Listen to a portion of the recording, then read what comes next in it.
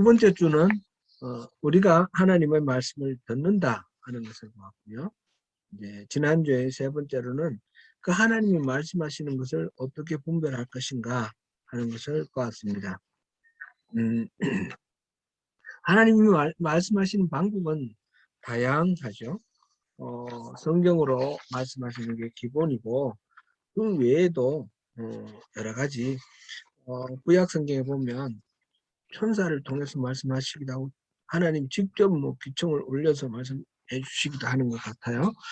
아주 다양한 그런 음성이 들리는데 그 지난번에 또 우리가 릭 워렌 목사님 그 분류하는 거로 보면 성경으로 그리고 또 다른 그리스도인 설교하는 어떤 설교자나 또는 우리 교회 공동체 이웃들 통해서도 말씀하시고 또 사건이나 환경을 통해서도 말씀하신다 하는 것을 보았습니다.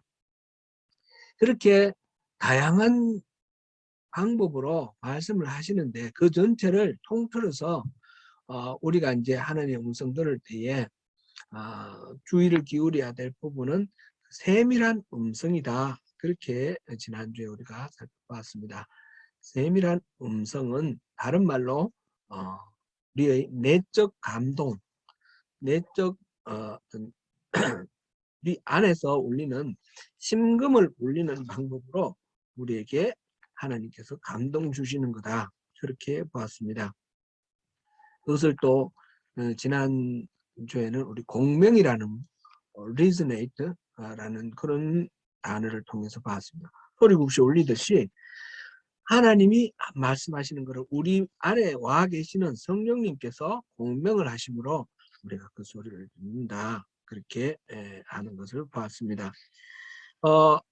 우리 안에 들리는 어떤 소리가 그 우리 생각을 통해서 우리 감동이 오는데 그것이 하나님의 음성인지 아니면 어떤 나쁜 사악한 사탄의 음성인지 아니면 우리 내면에 숨겨져 있던 우리 욕망의 소리인지 어떻게 그걸 구별하느냐 이게 기본적인 우리의 질문인데 거기에 대해서 우리 지난주에 네 가지 기준을 봤죠. 첫 번째는 성경 말씀, 성경 구절을 통해서 우리가 판단을 할 수 있다. 두 번째로는 우리가 그동안에 신앙생활을 하면서 알아온 대로 하나님의 성품, 하나님 성품과 일치하느냐. 그 다음에 연속성이라는 거 봤습니다. 하나님이 말씀하실 때 우리가 한 번에 딱 알아듣는 경우도 있지만 대부분은 그렇게 못하니까 힘없이 인내심을 가지고 말씀을 하십니다. 계속해서 뭐 성경 말씀에 어떤 부분이 꽂힌다든지 또 설교 말씀이 비슷한 부분에 이렇게 우리 귀에 들어온다든지 친구들 말하고 이런 식으로 연속성이 있을 경우에 우리 하나님의 말씀이다 이렇게 볼 수도 있다고 그랬고요. 그 다음에 또 하나님이 기뻐하시는가 그거를 우리가 기준으로 살펴볼 수도 있다 했습니다.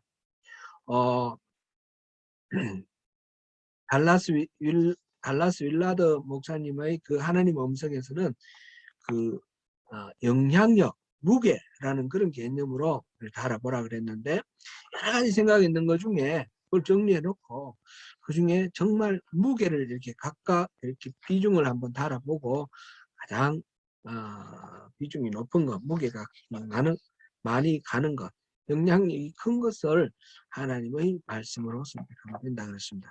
그때 그 무게라는 거 더 저울 주고 바로 하나님의 기쁨이 되겠죠. 내 마음속에 내 욕망이 채워지지 않으면 하나님 말씀이라 하더라도 우리에게 때로는 부담스럽고 싫고 피하고 싶을 수도 있습니다. 내 마음에 평안이 오는 것이 꼭 하나님의 음성이 아니라 내 마음에 부담이 되더라도 이게 정말 하나님 기뻐하시는 거다 싶을 때는 우리가 그것을 선택해야 하는 것이죠. 그렇게 우리가 살펴본 그 방법들도 사실은 이게 뭐 딱 떨어지는 어떤 절대적인 방법이 될 수가 없습니다. 우리가 충분히 이해하듯이 즉 그것을 분별하고자 하는 나의 상황, 나의 수준에 따라서 달라진다는 것이죠. 내가 하나님과 얼마만큼 친밀하느냐에 따라서 그 성경 말씀도 그 속에서 하나님의 뜻이 읽혀지기도 하고 그렇지 못하기도 하는 것입니다. 예를 들면 성경을 잘 알던 바리새인들도 하나님의 말씀을 하나님의 말씀 그 의미를 알아채지 못했지 않습니까? 그런 식입니다. 그래서 가장 중요한 것은 하나님과의 친밀함이 이게 중요하다는 것을 알 수 있습니다. 그래서 오늘은 우리가 믿음의 선배들이 이렇게 하나님과의 친밀함을 더욱 돈독하게 하기 위해서 해왔던 여러 가지 영적 훈련에 대해서 한번 생각해 보려고 합니다. 오늘은 그 영적 훈련들을 구체적으로 들어가지는 않고요. 필요성에 대해서 한번 생각해 봅니다. 먼저 오늘 본문의 상황을 한번 보겠습니다. 오늘 본문 지금은 바울 사도가 3차 전도 여행을 마치고 돌아가는 길입니다. 바울과 그 일행이 예루살렘을 가기 위해서 가이사랴에 도착을 했는데 가이사랴에는 빌립 집사가 있습니다. 7명의 집사를 세웠는데 그중 한 사람 빌립 그 빌립 집사 집에서 묵게 되었습니다. 빌립 집사의 4딸이 모두 다 예언자다 그랬습니다. 하나님의 말씀을 대언하는 그런 사람이었다는 거죠. 그 집에 묵고 있는 동안에 유대로부터 아마 예루살렘으로부터 아가보라 하는 선지자가 찾아왔습니다. 그리고는 바울의 그 허리 벨트를 가지고 이제 이렇게 액션을 통해서 하나님의 뜻을 말씀을 전하는 그런 예언을 하는 것입니다. 11절부터 14절까지 한번 읽어보겠습니다. 앞에서 읽었지만 다시 한번 우리 같이 읽어보겠습니다. 11절부터 14절까지입니다.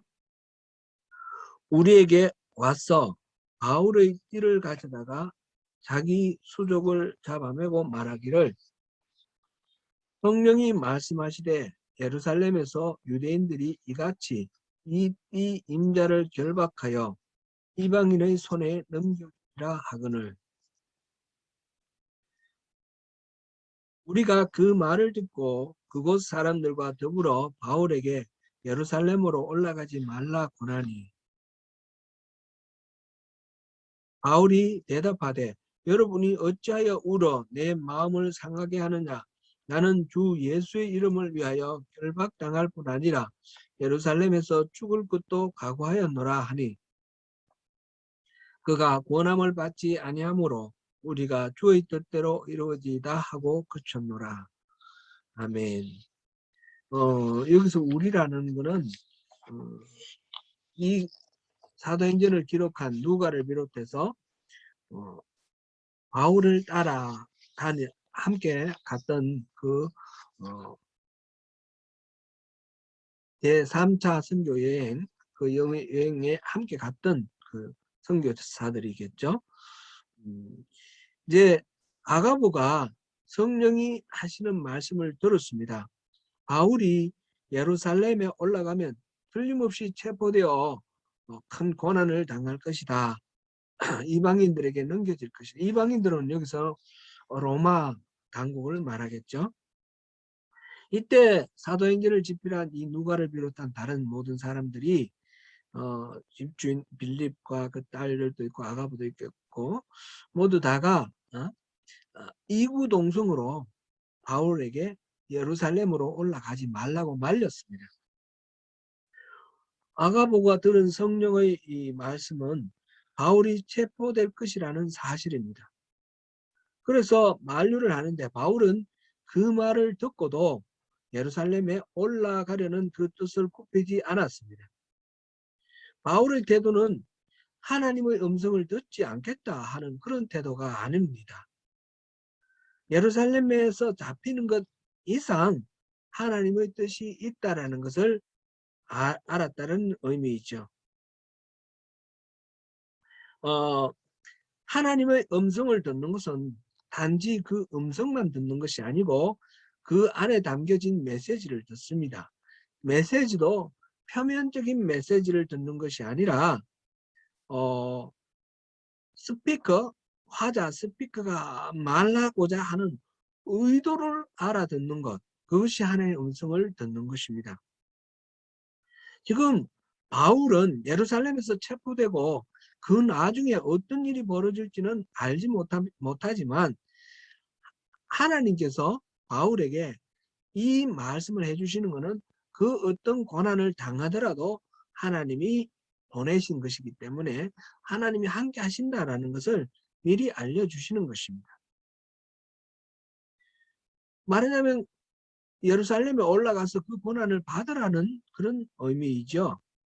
하나님의 그 음성을 듣고 바울에게 예루살렘에 올라가지 말라고 만류하는 그 장면이 사실은 그 앞에서도 나왔습니다. 사도행전 21장 4절을 같이 읽어보겠습니다. 21장 4절. 네.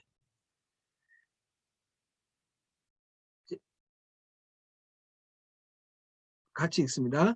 제자들을 찾아 거기서 이래를 머물더니 그 제자들이 성령의 감동으로 바울들어 예루살렘에 들어가지 말라 하더라. 아멘. 사실 주변 사람들의 만류를 들으면 다른 그리스도인을 통해서 말씀하시는 경우도 있기 때문에 그것을 무시해서는 안 됩니다. 그런데 바울이 예루살렘에 올라가겠다고 하는 이 이유는 바울이 나름대로 그 하나님의 음성을 듣고 알고 있었기 때문입니다. 전도 여행을 마치고 돌아가는 길에 밀레도, 에베소 바로 앞에 있는 항구 도시 밀레도에서 에베소 교회의 장로들을 만났을 때 바울이 한 말씀 가운데 한 구절을 보시겠습니다. 사도행전 20장 22절부터 24절까지 말씀입니다. 사도행전 20장 22절부터 24절까지 함께 읽겠습니다. 보라, 이제 나는 성령에 매여 예루살렘으로 가는데 거기서 무슨 일을 당할는지 알지 못하노라. 오직 성령이 각 성에서 내게 증언하여 결박과 환난이 나를 기다린다 하시나 내가 달려갈 길과 주 예수께 받은 사명 곧 하나님의 은혜의 복음을 증언하는 일을 마치려 하면은 나의 생명조차 조금도 귀한 것으로 여기지 아니하노라. 아멘. 이미 바울 사도는 여러 도시를 다니며 복음을 전하는 동안 성령님께서 예루살렘으로 가게 하심을 알았습니다. 거기서 무슨 일이 일어날지는 알 수 없지만 예루살렘으로 가서 그 당할 어떤 고난을 당하라는 말씀을 들었습니다. 그러니 다른 사람들이 성령의 감동으로 예루살렘에 가면 닥칠 고난을 알게 되어서 바울에게 만류를 하고 함에도 불구하고 이 바울 사도는 그의 말대로 예루살렘에 가는 것을 피하지 않습니다. 어떤 고난이 닥칠지 모르지만 그는 하나님이 뜻하시는 바라는 사실을 알고 있습니다.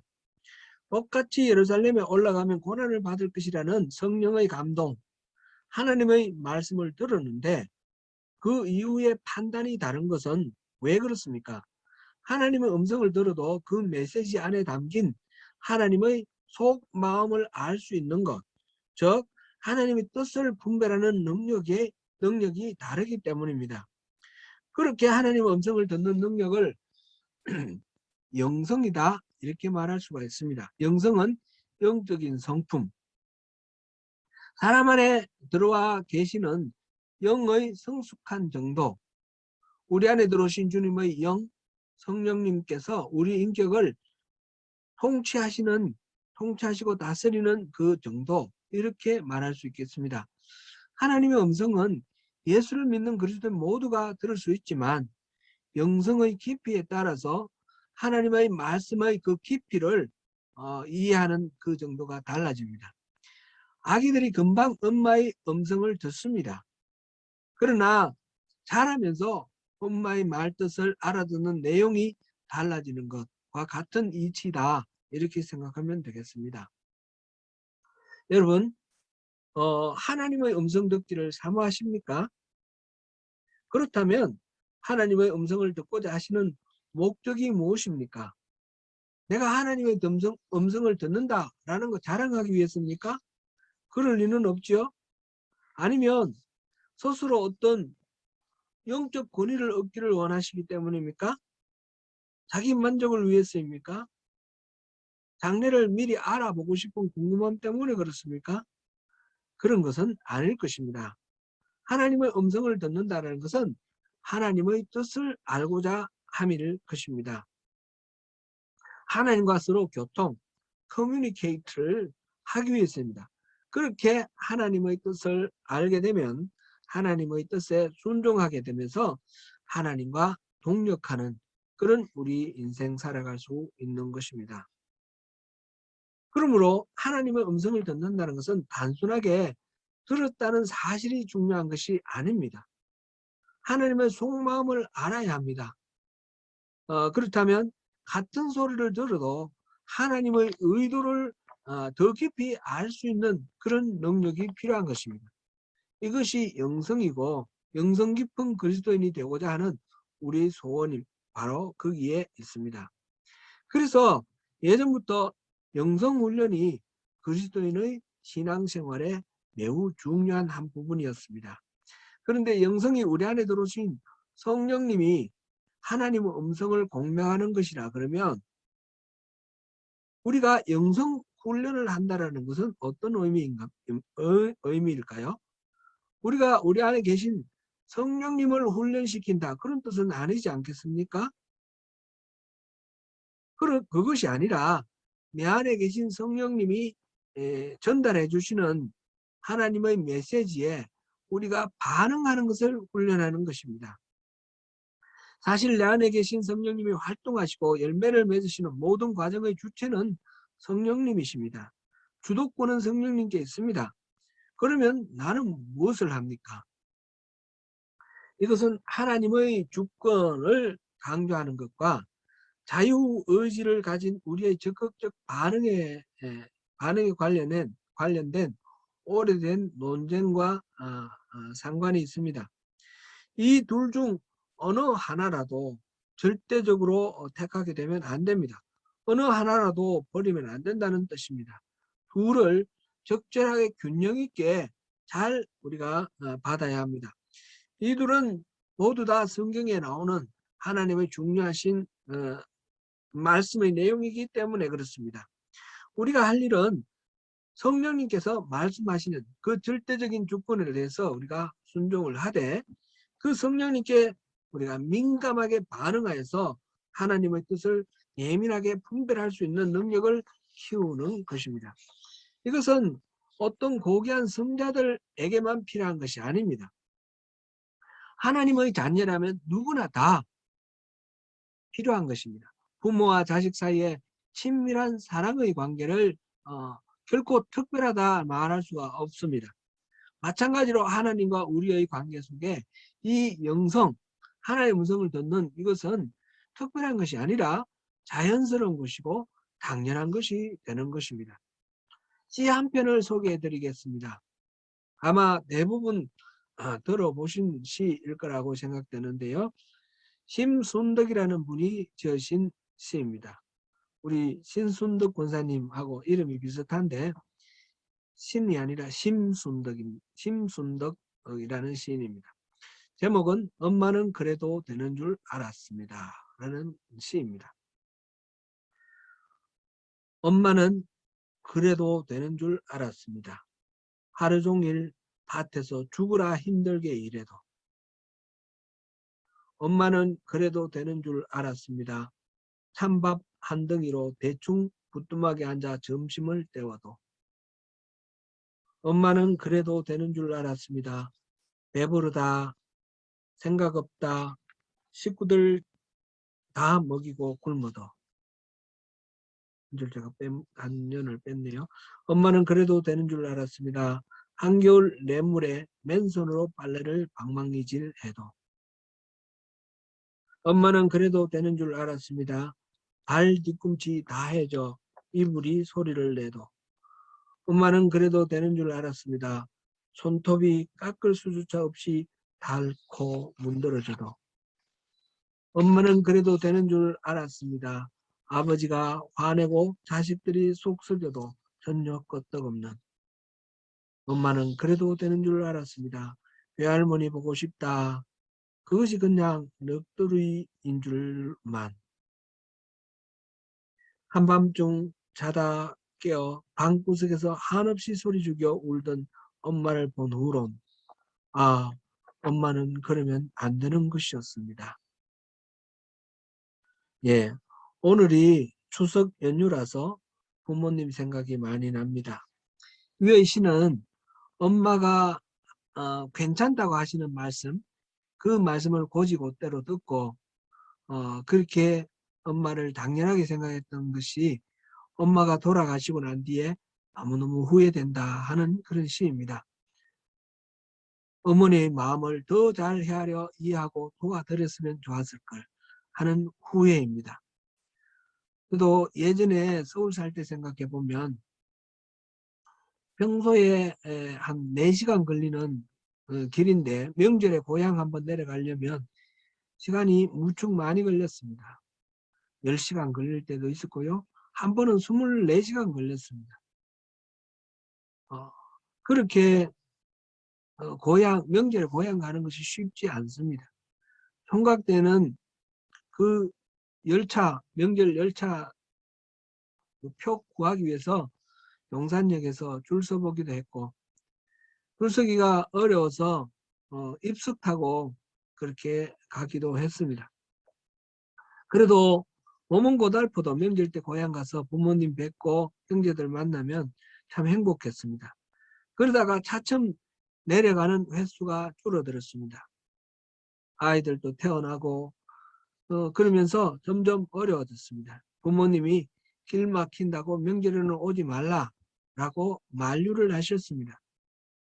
그래서 차츰 명절에 내려가는 대신에 부모님 그 생신 때 시간 맞춰서 내려갔습니다.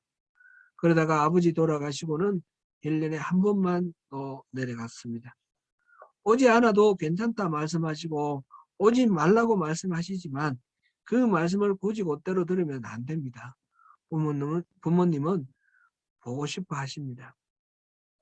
코로나로 인하여 국국 방문도 마음대로 되지 않는 상황에서 멀리 이국 땅 10,000km나 떨어진 이 뉴질랜드 이민 와서 살고 계시는 성도 여러분, 참 부모님 말씀 제가 들어서 송구합니다. 얼마나 또 그립고 안타까우십니까?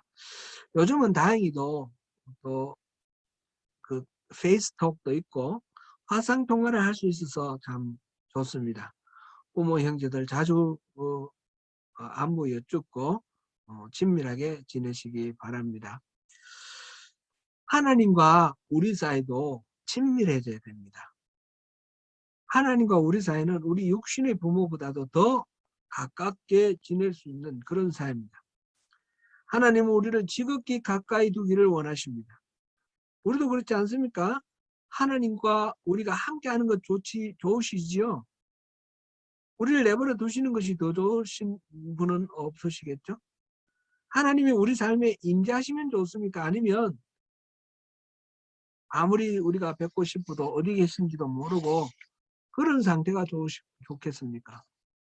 당연히 우리는 하나님이 늘 우리와 함께 하시기를 원하십니다. 우리가 기도할 때마다 응답하시기를 원합니다. 언제든지 하나님이 내가 필요한 그런 말씀을 들려주시기를 원합니다. 그런데 사실은 알고 보면 하나님은 늘 우리와 동행하십니다. 우리에게 늘 말씀하십니다. 성령님이 우리 안에 계시지 않습니까? 문제는 우리가 하나님과 동행하는 사실을 잊어버린다는 사실이죠. 하나님이 우리에게 들려주시는 말씀을 듣지 못한다는 것이 문제이죠. 사무엘상 3장 1절에 이렇게 기록되어 있습니다. 아이 사무엘이 엘리 앞에서 여호와를 섬길 때에는 여호와의 말씀이 희귀하여 이상이 흔히 보이지 않았더라. 아멘. 하나님의 말씀이 희귀하고 이상이 흔히 보이지 아니한 이유는 하나님이 말씀하기 싫어하시기 때문에 하시거나 그래서 말씀을 안 하셨기 때문에 그런 것이 아닙니다. 하나님은 말씀하시고 싶어 하시고 끊임없이 얘기하시는데 듣지 않으니까 하도 답답해서 어린 사무엘을 불러서 말씀을 하십니다. 릭 워렌 목사님이 하나님의 그 음성을 듣는 리시브가 우리에게 원래부터 설계되었다 이렇게 말했다 했죠. 문제는 우리가 그것을 알지 못하고 다룰 줄 몰라서 하나님의 말씀을 듣지 못한다는 것입니다. 그래서 우리가 끊임없이 하나님의 음성 듣는 것을 의식하기 위해서 훈련을 해야 되고 하나님 음성 듣도록 이렇게 생활하는 것이 필요합니다. 우리는 앞에서 하나님의 음성 듣는 것이 기술이 아니라 관계라 하는 말씀을 우리가 보았습니다. 그러므로 영성훈련도 어떤 기술을 습득하는 것이 아니라 하나님과 관계가 더욱 깊어지는 것을 훈련하는 것입니다. 어떤 사람이 말하기를 예수를 믿는 것은 참 고달프다고 하였습니다. 신앙생활을 하면서 끊임없이 죄책감에 사로잡히고 여러 가지 의무감 때문에 얽매여 벗어나고 싶다고 하였습니다. 차라리 예수 믿지 않았을 때가 더 좋았다.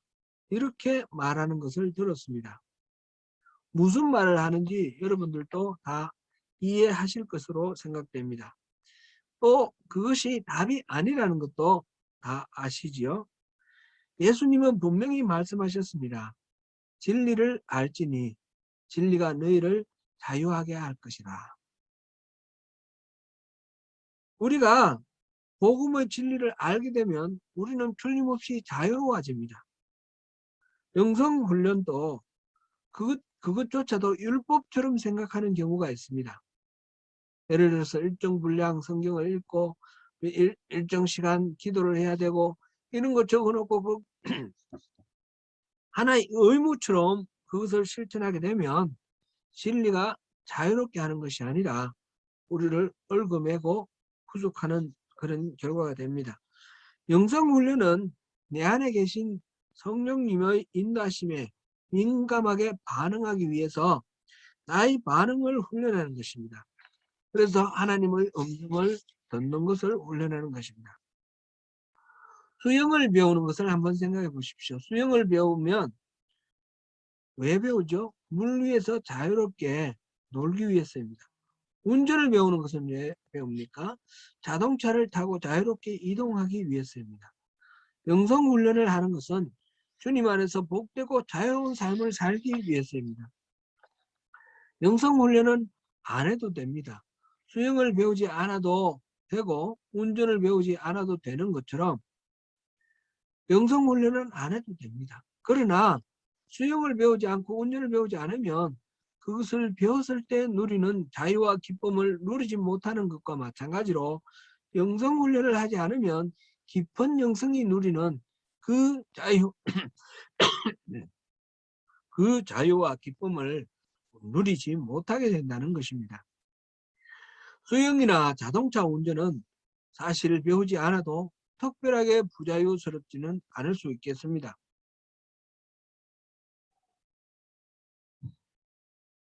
그러나 영성훈련은 하나님 음성을 듣는 훈련인데 곧 말을 배우는 훈련입니다. 말을 모르면 우리가 얼마나 불편합니까? 저의 경우를 생각해 보면 영어를 잘 못해서 겪는 불편함이 이만저만이 아닙니다. 그래도 우리말은 아니까 다행이죠. 근데 제가 우리말도 모른다면 어떻게 되겠습니까? 마찬가지입니다. 그리스도인인데 하나님의 음성을 듣지 못한다면 그것은 그냥 교회 다니고 신앙생활 나름대로 하긴 하겠지만 하나님을 알고 사랑하는 가운데 하나님과 친밀한 교제를 이루는 것은 하지 못한다는 그런 의미가 되는 것입니다. 하나님의 말씀을 알아듣지 못하니까 자기 나름대로 열심히 신앙생활을 하는데 그것이 마치 바리새인들이 율법을 열심히 연구해서 그렇게 신앙생활을 하지만 하나님께서 보실 때는 아무런 상관없는 그런 종교생활을 하는 것이라고 평가를 하셨지 않습니까? 그와 같이 된다는 것입니다. 자기의 시간과 재물을 엄청나게 투자를 해서 헌신하고 열심을 내는데 하나님이 전혀 관심을 가져주시지도 않고 받지 않으신다면 그것이 정말 헛된 재물이고 헛된 삶이 되는 것이겠죠. 그래서 하나님의 음성을 듣는 것은 그리스도인들이 필수적으로 훈련해야 하는 부분입니다. 영성훈련은 우리가 그렇게 하나님의 언어를 배우는 것이고 그리스도를 닮아가는 것이며 나아가 그리스도께서 요한복음 17장에서 기도한 것처럼 우리가 하나님 안에 하나님이 우리 안에 이렇게 온전한 연합을 이루어가는 훈련입니다. 주님 안에서 참된 평강과 자유를 누리는 삶을 훈련하는 것입니다. 사랑하는 성도 여러분, 다음 주에는 하나님의 말씀을 잘 듣고 잘 분별하기 위해서 필요한 영성훈련에 대해서 구체적으로 몇 가지 살펴보도록 하겠습니다. 오늘 또 지금 또 살아계셔서 말씀하시는 하나님 음성을 민감하게 들으시고 또 순종하면서 친밀한 사랑의 교제 안에서 영적으로 더욱 성장해 나가시는 저와 여러분 되시기를 축원합니다.